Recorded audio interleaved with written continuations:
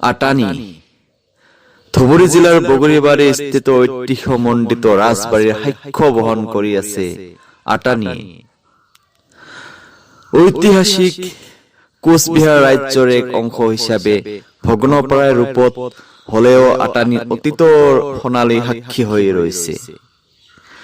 পাহৰা অতীতক বহন কৰি ৰখা আটানিক সংৰক্ষণৰ বাবে ব্যৱস্থা হাতত লবলৈ অসম চৰকাৰ তথা ভাৰত চৰকাৰৰ পুৰাতাত্ত্বিক বিভাগক আহ্বান জনাইছো।